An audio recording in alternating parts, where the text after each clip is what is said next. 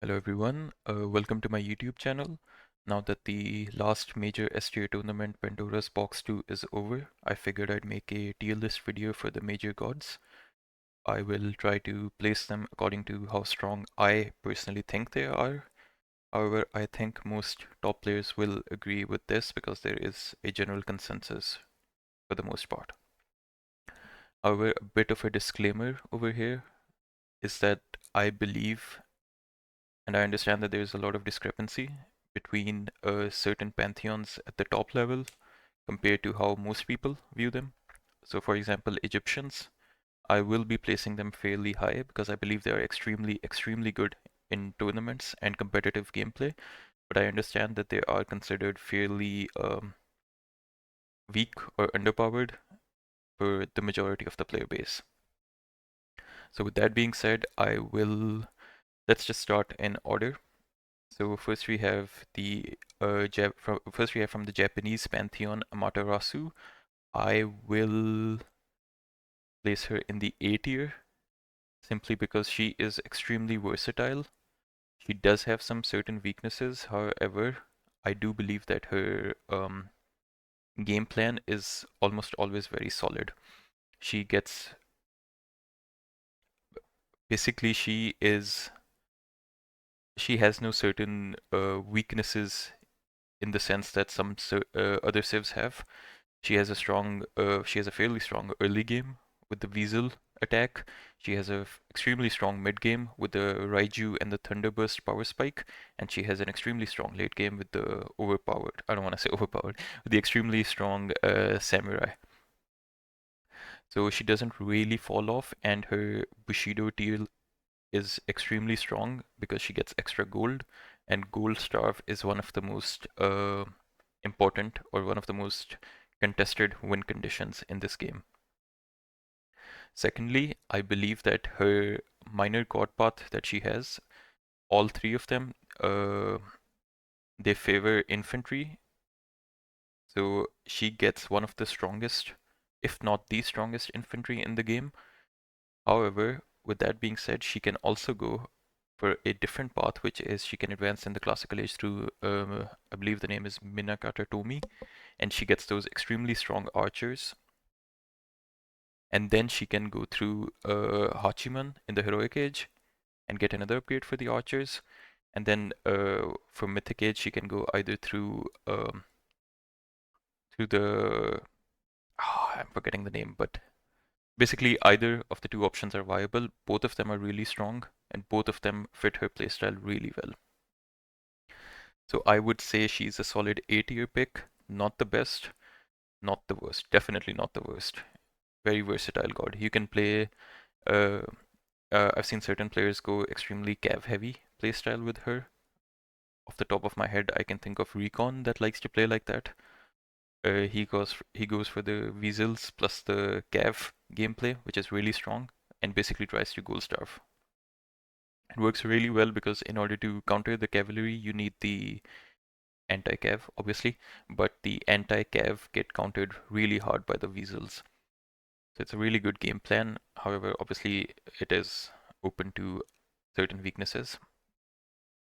And what are her major weaknesses? She can get attacked fairly early, and it is difficult to defend the early game aggression, especially against the Greeks, because Greek gets two heroes and a myth unit without the need to without the need to build a military building. So the early game pressure that Greek can exert is really strong, whereas Japanese need to build a military building, so that is villager time, and then they need to build the actual unit, which takes even more time, and then one unit is not enough to deal with the myth unit and two heroes if microed well. So basically, if Greek advances super early, they can exert a lot of pressure on Japanese. So one of their weaknesses is the early game for sure. However, Amaterasu is a lot better equipped than the other two Japanese to deal with this because she gets the free gold from her Bushido, and then secondly, she also gets the solar shield. So you kind of get a free basically you get a second life on one of your units essentially if you use it well enough. And then you can also exert a lot of counter pressure through the weasels, or you can just go through Shrine of the Hunt to protect yourself. So a very solid A-tier pick. We saw this in tournaments as well. A lot of players prioritized her. I don't want to say they first picked because I don't think she was first picked. However, she was almost always second or third or fourth picked in the tournament. So overall, a very solid pick. Next, we have Freyr from the Norse pantheon. I would say Freyr is also A tier. However, there are a lot of caveats with Freyr, I believe. If allowed, I think Freyr can be an easy S tier. But if you are allowing Freyr to get to that point, then you are playing the matchup incorrectly. Freyr is a very heavily map dependent civ, and it is also heavily matchup dependent civilization. You kind of have to mirror your opponent in a way when you're playing Freyr, and you get poor scouting with Freyr, so it's basically like two weaknesses that are compounded because of each other, so you have to be extremely mindful of that. Secondly, Freyr is also there's a lot of second gold mine, gold star potential for Freyr versus a lot of pantheons. And right now I'm looking at all of these and I can think of every single pantheon that can basically try to gold star Freyr on the second gold mine. So you have to basically make sure you get a hill fort down properly on the second gold mine or the second TC, or just wish and hope that you get a really good map. And then you get a matchup. Certain matchups are just really difficult, like Freyr versus Set. Off the top of my head, Freyr versus Ra, Freyr versus Isis, Freyr versus I think Fushi and Shenong as well. But overall, the reason I'm placing Freyr over here is because if you get a good map, if you can play defensive, if you can if you can basically defend yourself from the early aggression, Freyr's bonuses really start to pick off. Every tech that you buy is half priced, I believe. It does take twice the time, but it is half price. So ultimately, you are getting it for cheaper, even though it takes longer. Secondly, Freyr gets really strong units in the late game. Not a specific unit, overall every unit because of Freyr's gift and the tech you get from Vidar. That is, I believe, 10% or 15% hit points for infantry, which is really strong. Freyr, the reason I'm placing Freyr in the A tier is because of his god powers. The Archaic Age god power, I would say, is probably I would say is almost certainly the best Archaic Age god power. The Gulen Bursti is basically like a 60-second or 50-second ceasefire kind of, or you can even use it to push. So it's basically a really strong unit that you get for 50 seconds or 60 seconds. Secondly, you get a hill fort in the Classical Age, which is insanely strong. Insanely strong. You get to secure a position. You get to secure a position, and you can make Huskal in the Classical Age, which no other Norse can. So it gives you the option to go for a very wood-based unit comp in the Classical Age, Huskal plus throwing X-Men, and you essentially counter almost any unit comp that I can think of off the top of my head.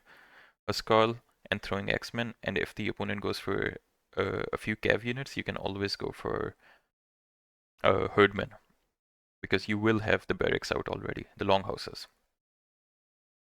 Another reason I like to place Norse fairly high, and this is where I think a lot of other top players might disagree with me, is because Norse does not have to sacrifice villager building time to build buildings, walls, or anything basically.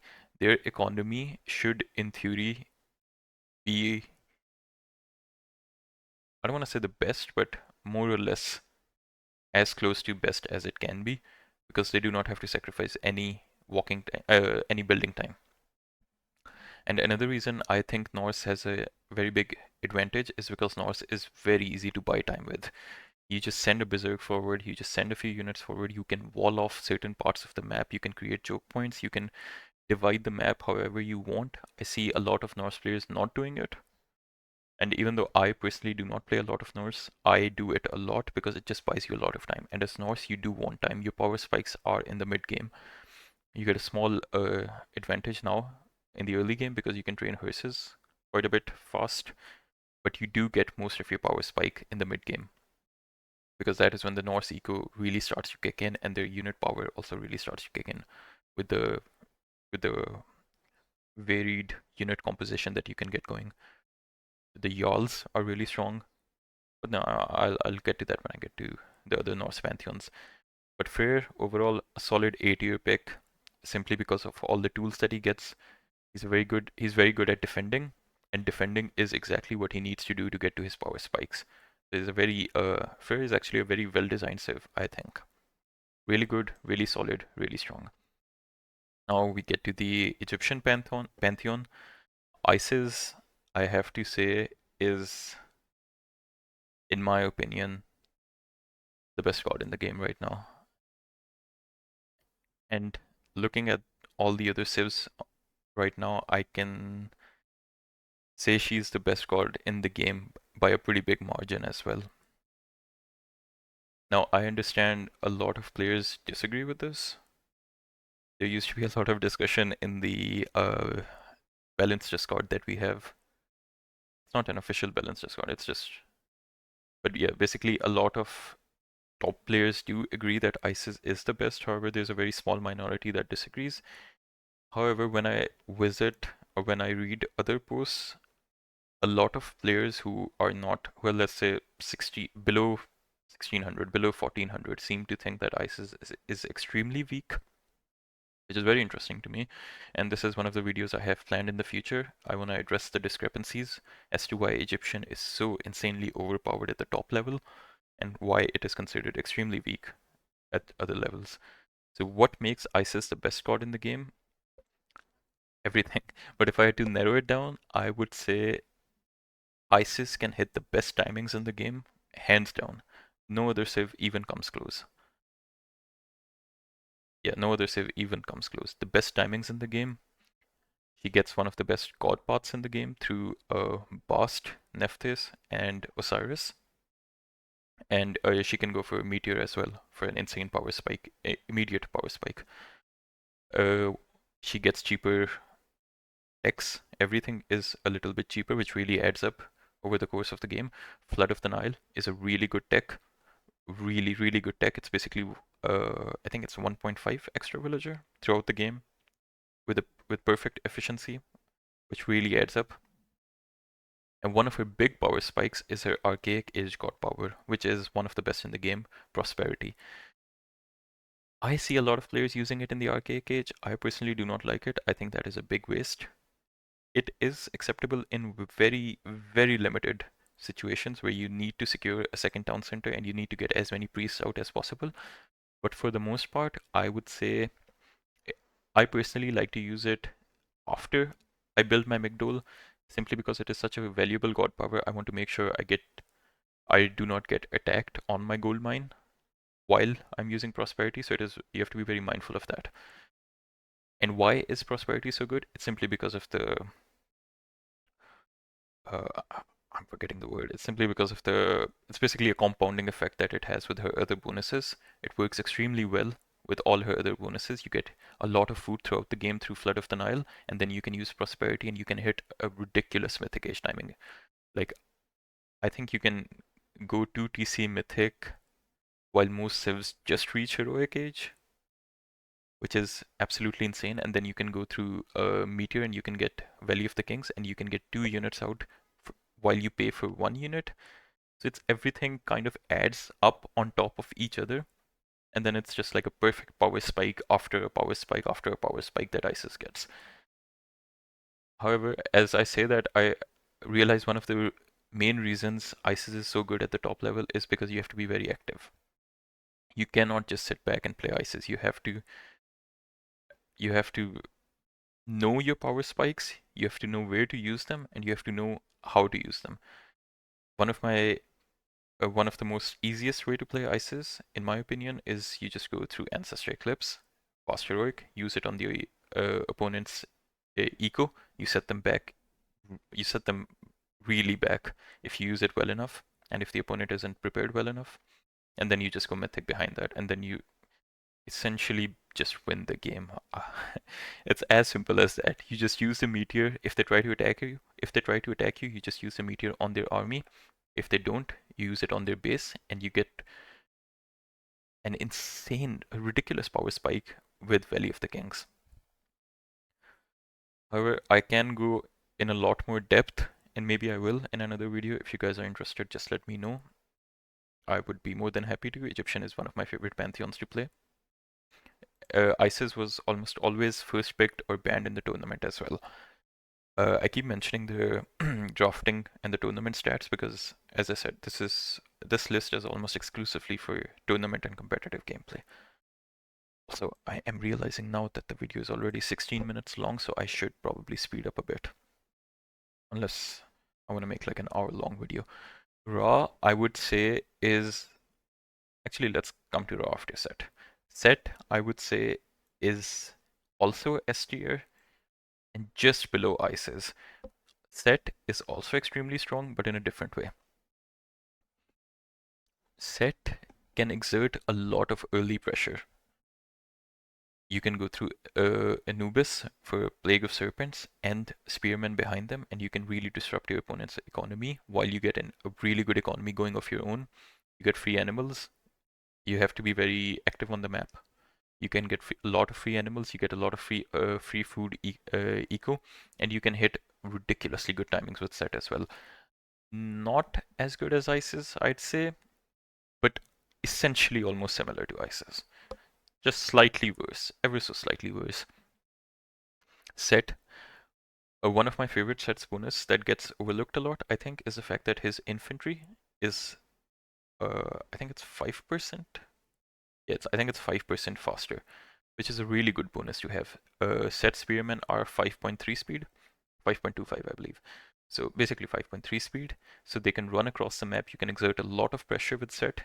So while you're being aggressive, you can get a lot of, you can get the entire map walled off. You can get the entire map control, which is really important as Set.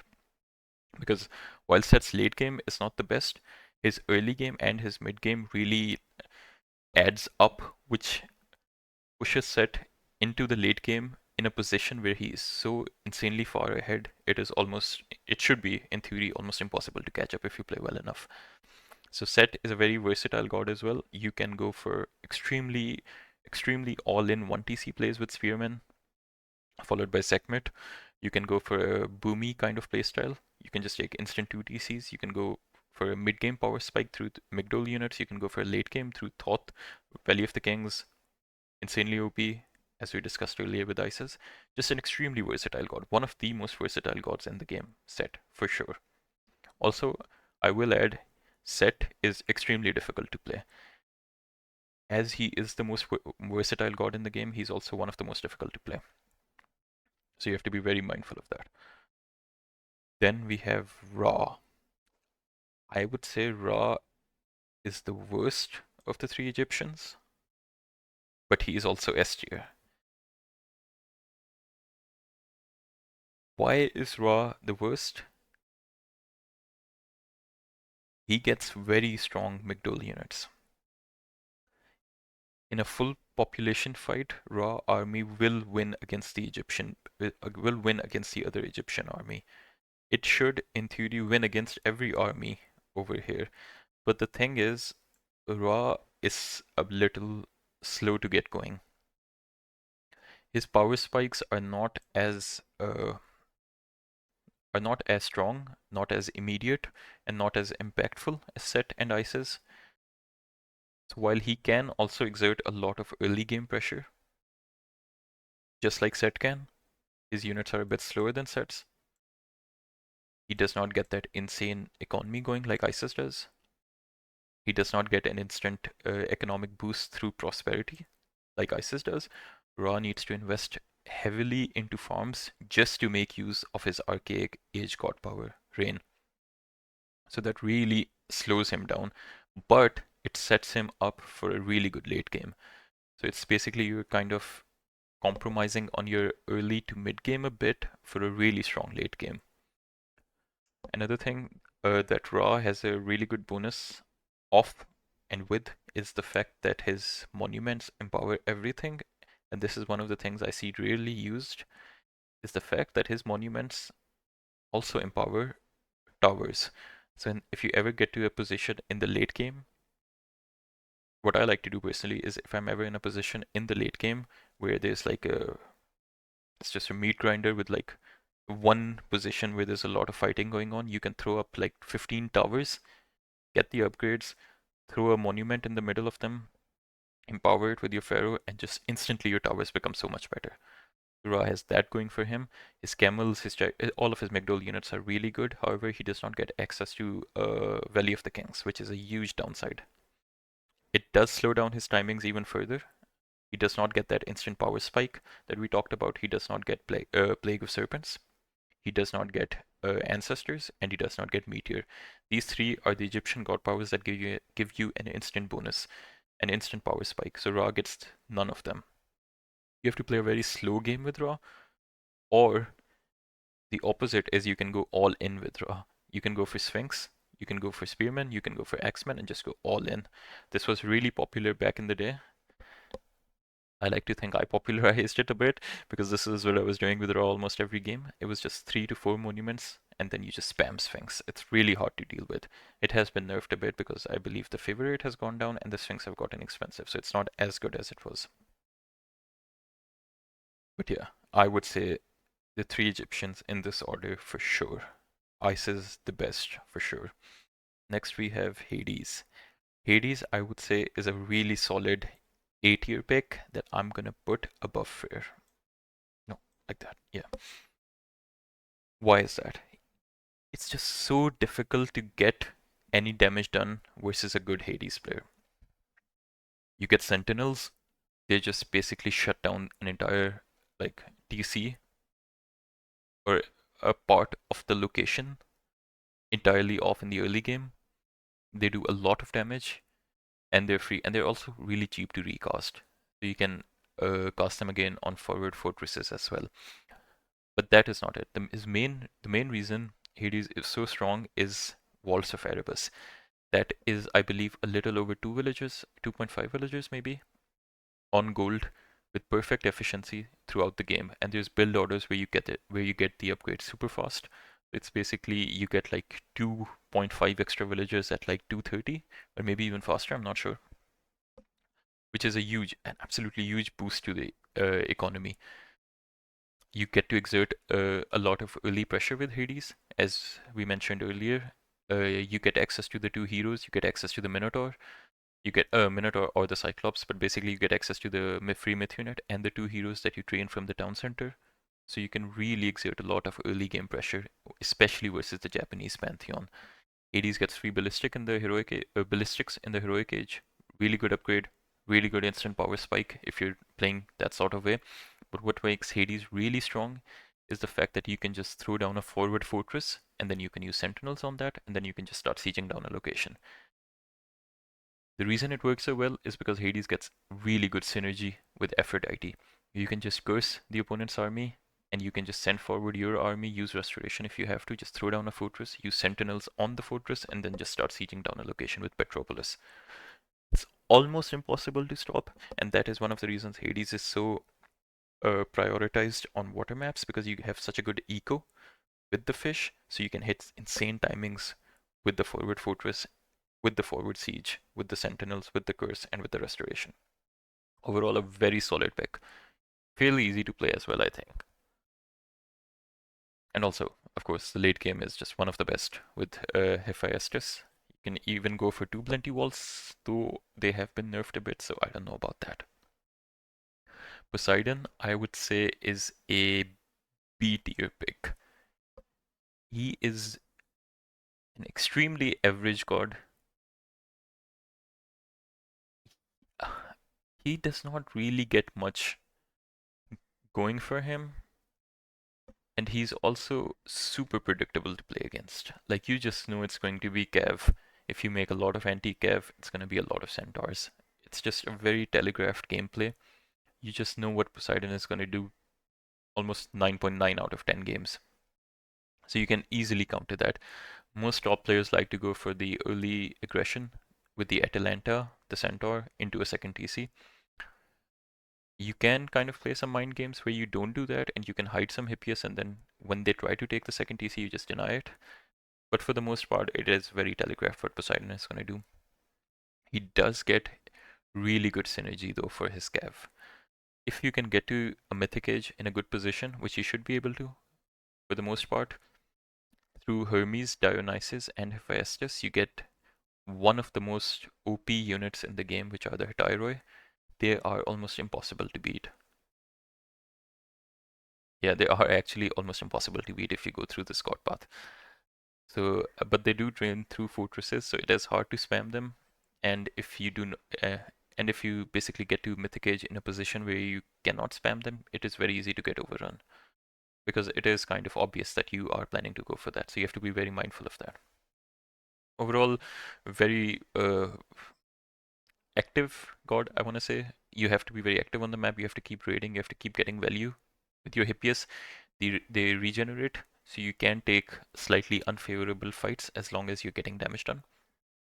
Just pull back, heal them up, or let them heal up, and then go again. Harass, pull back, damage, and then pull back, and then just you have to keep doing damage. You have to be very active with Poseidon.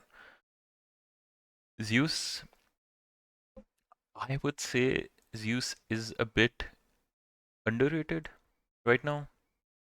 I would put Zeus in the bottom of the A tier. The reason for this is because Zeus has arguably one of the best early game harass potential through his two heroes. He gets Bolt, so you don't have to worry about getting counterattacked. He gets Restoration, same as Hades, if you want to use that, which ideally you shouldn't, but you have the option to do so. However, what separates him is the fact that he gets a unique tech, Olympic Parentage. It is, I believe, 10% or 15% extra hit points. They changed that recently, a few months ago. So while that is really good, one of my favorite reasons for picking Zeus is the fact that Olympic Parentage also adds in a regeneration. His heroes can regenerate, which is a really huge bonus. I cannot stress this enough. You can go in under TC fire, kill a villager, kill two villagers, pull back, let your hero heal, and that's it. You are so far ahead in that game if you can get a villager kill at like 4 minutes or 4:30 even. Just puts you so far ahead. You can take a second TC behind it. You can go for the speedy hoplites. He also gets really good infantry because his hoplites are faster. He gets access to Athena. So his hoplites are stronger, better. They have more armor. They have a small range. Basically, Zeus is a very like well-rounded civilization. He's also an extremely versatile god, actually. I'd say if Set is the most versatile god, I'd say Zeus is the second most, probably. Now we've got the other three Norse gods. We have Loki over here. Where would I put Loki? Unfortunately, I don't think Loki is that strong. I would put him in the C tier. With that being said, on certain maps, especially in a tournament setting, I would say Loki has the potential to be A tier, but for the most part, I'm going to put him in the C tier. Simply because it's just really easy to kind of abuse his weaknesses, I guess. Loki does not get yeah, it's just typical Norse, I would say. He does not get the extra dwarves like Thor does. He does not get extra access to the gold like Thor does. He does not get the two ravens like Odin does. His bonuses are pretty lacking, I would say, just an extra 10% on counter units, which really isn't that much. However, it is really impactful in big fights. But the thing is, no good player will let Loki get to full pop unless they have a similar power spike of their own. So you have to be very careful of that. Loki, I'm not even sure. I lately have been liking Heimdall a lot with Loki and Odin, but it just feels like a, it's just not as strong. It's as simple as that. Loki is not a very strong god right now. There was a game of mine versus Recon on Budapest where I was Hades versus his Loki, and every time I was low on gold or was about to run out of gold, he would just spawn a Fafnir, and I had my heroes right there. So it's a bit of a double-edged sword with that as well, where I would get free gold for a unit that is supposed to help him. It would help me out a lot. That's just a side note. It's not a really a weakness. It's a really good bonus that Loki has, where he can spawn free myth units. What else? I don't know. Loki just doesn't really have that good matchups, except for versus Greek on land maps.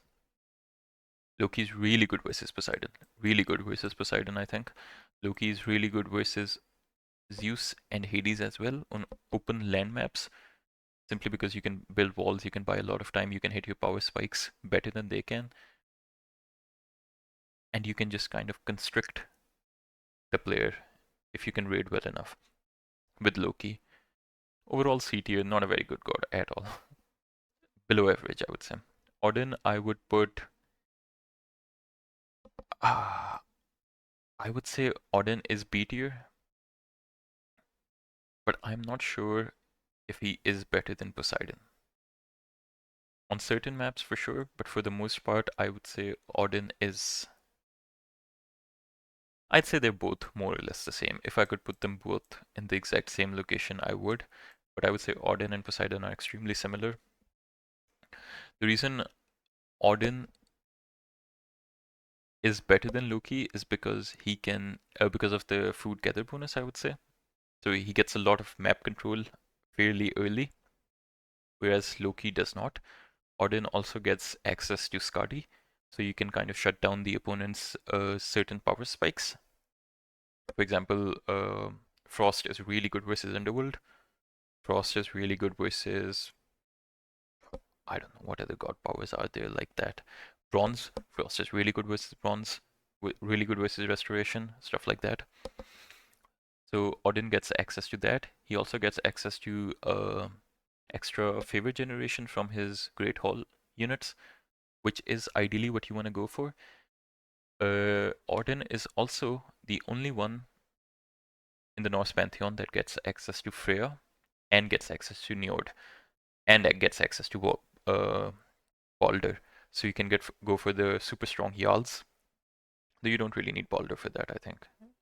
It is a good bonus, but going Balder just for that does not seem like a wise decision.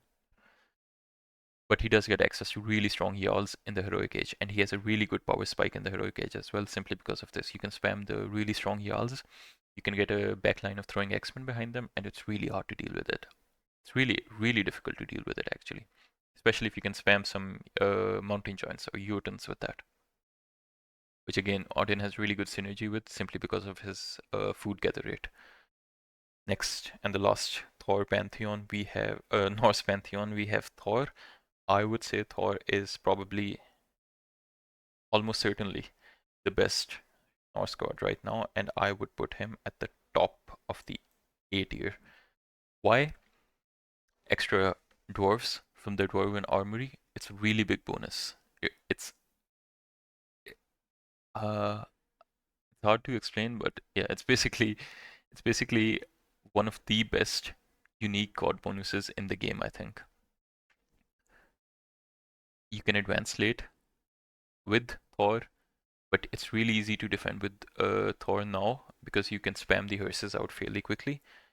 One of Thor's weaknesses in one of the earlier patches was the fact that he was really vulnerable to early game harass, early game pressure, which is not really the case anymore. Simply because there are a lot of efficient builds out there, and also the fact that hearses train a lot faster. With the other Norse gods, what you can do is you can try to aim for a gold star from the second or the third gold mine, mostly the second gold mine. With Thor, that option goes out the window simply because he can just spam dwarven gold mines. He can take fights, pull back, heal, and then he gets a favor and he can spam gold mines. He gets access to 3000 gold in the heroic age with the dwarven gold mine, which is very feasible, very easy to do on the starting gold mine alone.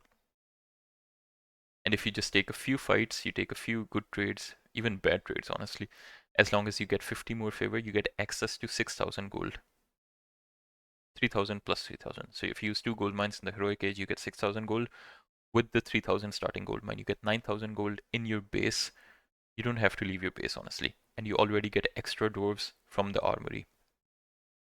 Thor has potentially one of the best economy in the game. He also has really good late game. Again, because of the gold mines. If you can spam them in the mythic age, you get access to 6000 gold, and they also gather a lot faster. I believe it's some ridiculous number, like 75%, which is just crazy, like 75% faster. And also he gets access to one extra tier of armory upgrades, which is very, I believe, underrated or underappreciated. So it is a very late game effect. Another really cool thing that you can do with Thor, which I did in one of my tournament games really long ago, was that you start researching armory upgrades as, as soon as you basically click Ragnarok. It's not that feasible in competitive gameplay. It's just really fun. Interesting thing to do is the fact that you can get the upgrades after you click Ragnarok. So you will have a few villagers or a few dwarves gathering resources while you have a full pop Ragnarok as well, because they spawn from the dwarven armory regardless of whether or not you're at full pop or not. It's a really cool thing. Demeter, Demeter, I will be honest, I do not have enough experience with in especially after she was buffed in one of the recent patches. But for me personally, and for most of the top players that I know, I would say Demeter is one of, if not the worst god in the game. But she does have some quote unquote abuse potential or some cheese potential with the heroic age myth unit through Hestia, the one that converts into a tree that does ridiculous damage. That's like I think 150 pierce and 30 divine or 40 divine damage. So it basically does kill like an entire blob of archers, and brings like infantry to almost. Yeah, it basically kills almost everything, essentially in the classical or heroic age. Really strong, but other than that, she does not have a lot going for her. Just yeah, super vulnerable to early game pressure. No such yeah, just for an economic god, she does not have any economic bonuses like that. It's just overall a very weak civ. I don't know. I tried to play a few games with Demeter, quite a few. Like I played for tournaments. I tried practicing with her. The most I could come up with some. The most I could come up was some cheese strats. Like you can just go for like a 1 TC fast heroic, throw down a forward fortress with the Hestia's hearth, however you say it, and try to siege the opponent down. But other than that, she's not a very strong civ, I think. However, if you can get to the late game, which I don't see how you can, versus any good player, she is really strong in the late game. If you can get 3 TC through Hestia, you get a lot of population, but again, it's just so difficult to get to Mythic Age in a position where you are strong enough to really use that bonus. Overall, Demeter, I would say, is probably the worst god in the game right now, yes. Fushi, for me, I would say is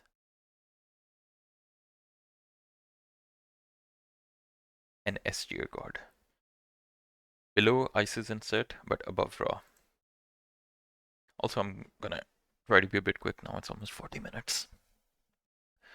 Fushi is a really strong god. Why is that? He gets access to lightning weapons. That's a really good god power. He gets access to yin and yang. That is a very underappreciated aspect of Fushi. You get like It's basically an extra 10% damage, I believe, and an extra 10% economic bonus. But the reason I personally like Fushi is because he, similar to Isis, can hit some insane timings through this yin and yang, and because of the fact that he can spam Coafus early on, a lot better than other civs, a lot better than Shenong and Nuwa, if you can use the Peach Blossom correctly. I believe Fushi gets 3 Coafus out the fastest, though one would expect it to be Nuwa, but it's not, it's Fushi because of the Peach Blossom tree and the Favored Land expansion that you can do with it. What else does Fushi get? Fushi does not get those kind of heroic age power spike through Rusho, the Phoebes, but what Fushi does get is insanely strong Cav. And the synergy that he gets with his 2 Mythic Age God powers, or Mythic Age Minor Gods, is really good because in order to deal with his Tiger Cav, you need to make anti-cav units. You cannot make generalist units to deal with them. You need anti-cav. But the anti-cav units have extremely low base damage. So he gets 2 really strong heroes that can tank up a lot of that damage. He also gets access to the Water Dragon, Jinglong, I believe it's, and he also gets access to Yinglong. So those 2 dragons do area of effect damage, and all anti-cav have low pierce armor and relatively low hit points. So if you can get a big blob of Tiger Cav with the water dragons behind them and the 2 heroes, I believe Fushi has the best late game unit composition out of any other civ in the game. And he can get there fairly fast as well, and he can hit timings a lot better than other civ because of his Peach Blossom and Yin and Yang. Nuwa, I would say, is A tier. Now, I'll be honest, I am not entirely sure why. In theory, Nuwa should be just as good, if not better than Fushi. But in practice, I have noticed in my own games and in the games of other top players, Nuwa is not as good as Fushi, not even close. Her bonuses, while they do seem really good on paper, you get cheaper peasants, you get more hit points on your buildings, you get an extra 10%, is it? 10% hit points on your cav. You just do not get the same level of I don't even know how would you say, you just do not get that momentum going with Nuwa as you do with Fushi. So overall, I would put Nuwa in like mid A tier. Very solid pick, very strong, but not the best, and not the top priority for a tournament. Shenong, now Shenong's a weird pick. Now, if I had to personally place it, I would place it just below Nuwa. But objectively, if I had to place it based on the games I've played versus Shenong and based on the perception I think that most top players have, I would place Shenong at the top of the A tier. The reason I personally find Shenong to be a bit weaker than others is because I really like to play with mobility. Shenong has just awful, awful cav. You do not want to go cavalry with Shenong at all. He gets very slow units, the Dao Swordsmen and the Fire Archers or the Javelineers, just basically super slow units. And that's just not my playstyle at all. He gets one of the best late games in the game. If you go through, forgetting the name, oh, Wang Di, I think it is. I believe that's what it's called. You get really good technologies for your Dao Swordsman if you go through the Heroic Age Minor God of Rusho and Huang Di. You get really good synergy. You get cheaper units, you get stronger units, you get units that give bonuses to the units that die around them, and you keep getting free myth units, I think every 2 minutes in an average late game of Shenong. Mythic Age myth unit every 2 minutes is really strong. And if you're on like 1 TC all in play, Shenong is really good at that. Shenong is really good at 2 TC late game. Shenong is also really good at the raiding playstyle through the Yahtzee, which a lot of players seem to not be doing anymore, including myself for some reason. I'm not entirely sure why. I think people have just gotten a lot better at defending. But yeah, I just don't like the fact that he barely has any mobility. Next we have Susanoo. Hmm. If this was a tier list of the gods that are really annoying to play against, he would be S tier. Actually, I would add another S tier above this one. It's just extremely annoying to play versus Susanoo. Just the god power spam, just over and over and over again. It's extremely annoying. But that is what makes him really strong. I would put him, I want to say just below Noah. Yeah, this seems about right.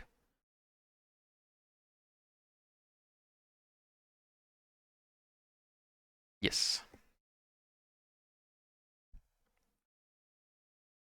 The reason for this is because Susanoo gets access to two of the best Japanese classical age gods, which basically means you can go for extremely different playstyles. You get access to Minakata Tomi, you get access to the free food through Shrine of the Hunt, and you also get access to Inari Okami. So if you want the super strong Cav, you can go for Inari Okami. If you want the free food in your base, or if you want the siege potential in the classical age, you can go for the the spinny dudes, the fire dudes, through Minakata Tomi. He also, one of his really good bonuses is the fact that his Kitsune, his scout, generates Bushido. So what I like to do is I like to make 2 or 3 extra Kitsune and just run around the map, try to find value if I can. It's perfectly fine even if I can't, just because they're simply generating Bushido for free. It's 0.5 per second, which isn't a lot, but if you can get 4, it's 2 XP per second, which really adds up, especially if you can get them fairly early on.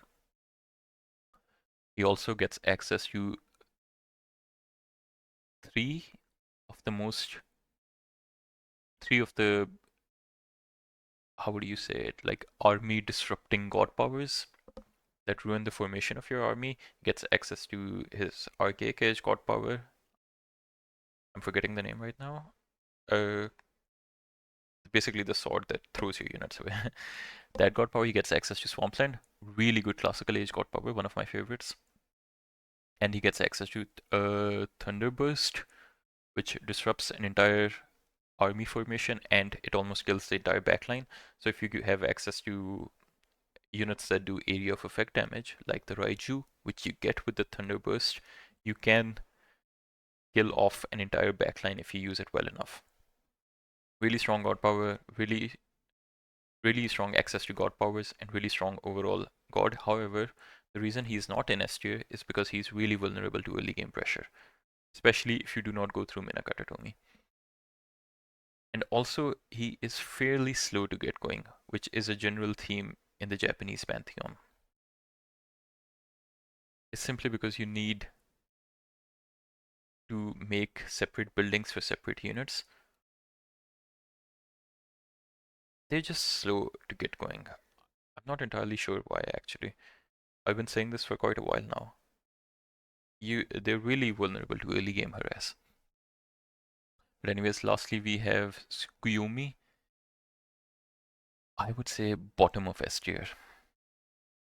The reason he's better than Susanoo, at least for me, is simply because of the access to New Moon. New Moon and the synergy that he gets with the Mythic Age God Power where he can recast God Powers. Tsukuyomi is, he also gets access to the strongest Cav in the game, or at least the strongest Japanese Cav, so I think it is the strongest Cav in the game. And he gets access to really strong Onmyoji, the siege hero of the Japanese pantheon in the late game. And also he gets arguably one of the best power spikes in the heroic age. If you go through Swampland and you go through Hachiman, you get the access to the Shogun, you get access to a Swampland, naturally, and you get access to the bronze, most of the bronze heroic age armory upgrades through New Moon. So you can really hit a really good timing on the second gold mine, and you can pretty much just win there if you can manage to do some early damage or if you can hit timings well enough. And also he's really versatile. I don't mind going late game with Tsukuyomi at all, simply because he gets one of the best unit comps in the late game, which is you get the Yumi Horse Archer, which is really good unit, one of my favorite units in the game. Yumi Horse Archer, you get the access to the flying myth unit. I keep forgetting Onmoraki. You get access to the Onmoraki, and you get access to the Onmyoji. This is basically almost an unbeatable unit comp.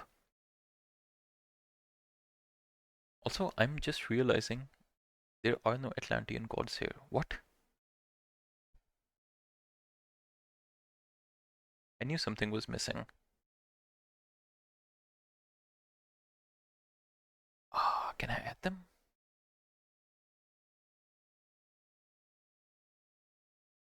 Alright, so as I was getting done with my tier list, I just realized that I missed the entire Atlantean pantheon, which is absolutely wild because I consider myself to be an Atlantean main. So let me just do the Atlantean pantheon at the end real quick. We've got Uranus. I would put Uranus in the S tier just below Set. The reason I like Uranus the most, one of my favorite civs to play is the fact that it's just so difficult to get damage done on Uranus. He gets one of the best unit comps in the mid game in the heroic age. You can go through Oceanus, you get the bite of the shark Mermillo, you get frontline heroics, so you can get cheaper heroes, and if you go through Hyperion, you get access to heroic renewal, which arguably is one of the best heroic age one of the best heroic age technologies. Your heroes, they get an extra 10% hit points, and they get 1.5 regeneration rate. That is very good in of itself, but the fact that they're heroes means that the armory upgrades affect them 15% instead of 10%, which I believe is a really, really good bonus and a really overlooked bonus as well. So what I like to do is I basically get the copper upgrades while I'm going to the heroic age, and I like to rush out the bronze upgrades for my heroized army, and then you get an insane power spike in the heroic age with Uranus. You can use uh, see, the thing is, it gets really good synergy because you need anti-infantry to deal with the Murmillo or a mass of archers. So if you make anti-infantry, what you can do is you can use chaos, and anti-infantry are naturally really good versus themselves. So you get a lot of damage done, and then you can just go in, and a massive Murmillo hero will, for the most part, beat an equal number of anti-infantry like Hippaspist if you micro and if you flank and if you use your units well enough. You also get access to Carnivora and you get access to Shockwave. And another god path that you can take is if you go through Prometheus, you get access to Theft of Fire. That allows Atlantean to get really good late game going. In theory, Atlantean should kind of fall off in the late game, but if you go through Theft of Fire, if you go through Prometheus and get Theft of Fire and heroize a substantial number of your citizens, you can keep up and even get a better eco than most civs, which is kind of crazy. But you do miss out on some of the bonuses that Oceanus and Hyperion give you. With Uranus, you can get a really good late game unit comp as well, which I know Voight personally really endorses. You get access to Centimanus as Helios in the late game, and you get access to uh, if you go through Hyperion, you get access to Heroic Renewal. So what you can do is you can make Centimanus as your front line. You can basically essentially only make Arcus as the only human unit you really need. Heroize all of them, you get Heroic Renewal. So in theory, your Arcus should at least never die. And if you somehow do get flanked, or if somehow your army gets surrounded, which is the weakness of a mass archer ball like this, you can just vortex out of there. So Atlantean and Uranus specifically gets a lot of second chances, I would say. Like you can get away with a lot of minor mistakes with Uranus, and you can punish a lot of mistakes of your opponents. So it's really good synergy there. Gaia, I would say, is I would put Gaia as A tier just above Thor, and just below Shenlong. Gaia, surprisingly, does not even get a stronger eco than Uranus does, if you use Uranus well enough. Gaia does get cheaper economic techs, but Uranus gets access to sky passages, which means zero citizen walking time, which in theory is the biggest weakness of Atlantean. The fact that you have to walk all the way with your slow citizens, and the fact that you have to send a citizen for every minor thing that you have to do. So it's basically two villagers that you are sending to build a small wall, two villagers that you have to send to build a building, rather than one. So with Uranus, with sky passages, all you need to do is send one citizen, and your entire citizens can essentially teleport there, which is a really big bonus and saves on a lot of walking time. Gaia does not get access to that. She does get access to Gaia Lush, which lately I've noticed a lot of players using, which is really nice to see. It's a really underrated benefit of Gaia. It's I believe it's 1 HP per second regen, which is pretty good. But what I really like about Gaia Lush is the fact that it's 15% movement speed. 15% movement speed is an insane bonus. Basically means that you should not really be able to fight Gaia on Gaia Lush, essentially, unless you have an absolutely huge military advantage. Gaia also gets access to an immediate Mythic Age power spike, which Uranus does not in Implode.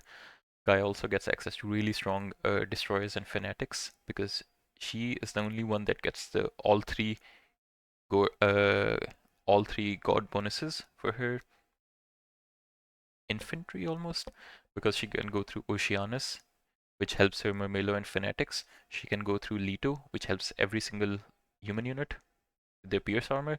She can go through Rhea, which basically helps out the Fanatics and the Destroyers a lot with their Hack armor. And she can go through Atlas, which also helps out the Fanatics and the Destroyers. It makes the Destroyers almost immune to pierce damage. The Gaia is overall a very solid pick. Really good, really strong, and she does not fall off in the late game either. At least she shouldn't, because she gets access to the Gaia Lush and channels, so her trade is a lot faster than other civs.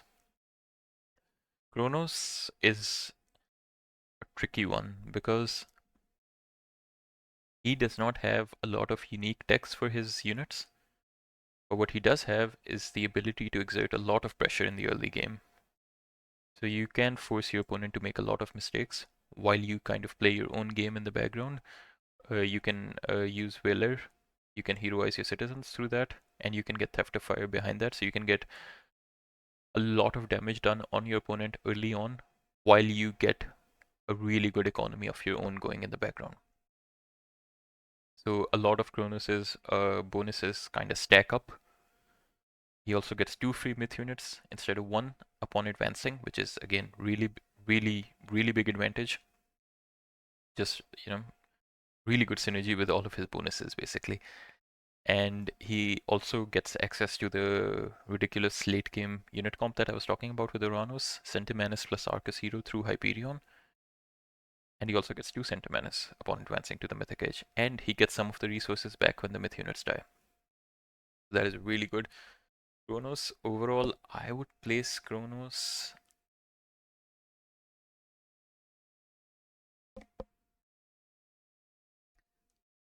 See, everything I just described made Kronos sound really overpowered. But at the same time, if you can kind of survive with Kronos, and you can take the game to mid game or late game without taking much damage, Kronos is really not that strong. So you have to be extremely active with Kronos. You have to get damage done. It's not a god that you can sit back with and take and boom or take to the late game, because your units are not as strong as other civ. So I feel like this is going to be slightly controversial, but if you can get damage done, no, definitely not D. But if you can get damage done, I would say Kronos is bottom of S tier.